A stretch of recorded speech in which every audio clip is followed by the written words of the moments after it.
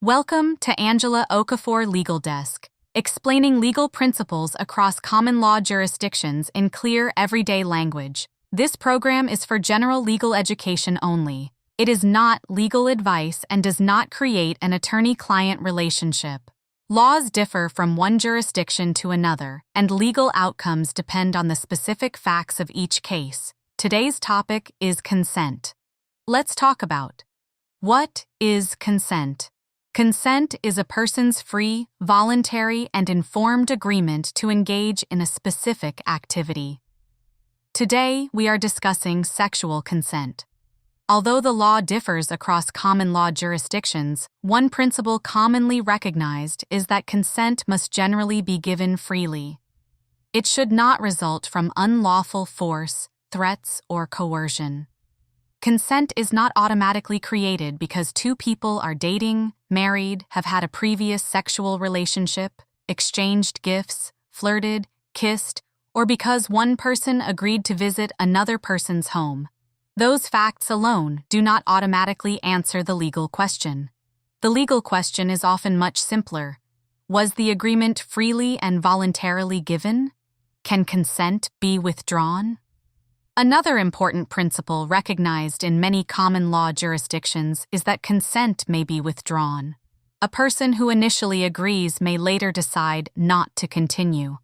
The legal consequences depend on the facts and the applicable law, but the concept of withdrawing consent is recognized in many jurisdictions. People often ask, are persuasion and coercion the same thing? The answer is no. Persuasion generally means trying to convince someone while still respecting that person's freedom to choose. For example, expressing your feelings, asking someone to reconsider, or inviting them again may be persuasion if they remain genuinely free to accept or refuse. Coercion is different. Coercion involves pressure that undermines a person's freedom to choose. It may include threats, intimidation, blackmail, abuse of authority, manipulation, or creating fear of consequences for saying no.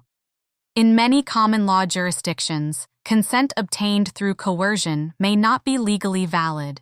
Does persuasion always mean valid consent? Not necessarily.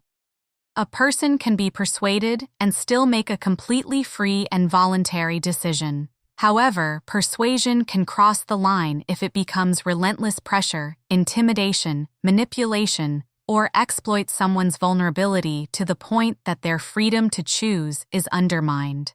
Where that legal line is drawn depends on the law and the facts of the case.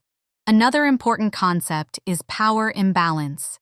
Imagine a relationship between an employer and an employee, a teacher and a student, a therapist and a client, a prison officer and an inmate, or a religious leader and someone under their spiritual guidance. In some common law jurisdictions, these relationships receive special legal scrutiny because authority, dependence, or fear may affect whether consent was truly voluntary. In some settings, the law may prohibit sexual relationships regardless of apparent agreement. Common law perspective.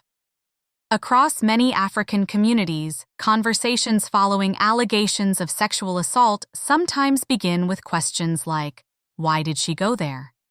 Why did she trust him? Why didn't she leave? Those may be questions about personal safety, family expectations, or cultural norms. But they are not the same as the legal question. The legal question is often, did the person freely and voluntarily agree?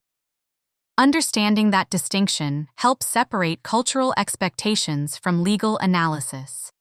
We all need to recognizing that every person has a responsibility to respect another person's right to freely choose. Consent is not simply about hearing the word yes. It is about whether that yes was freely, voluntarily, and lawfully given.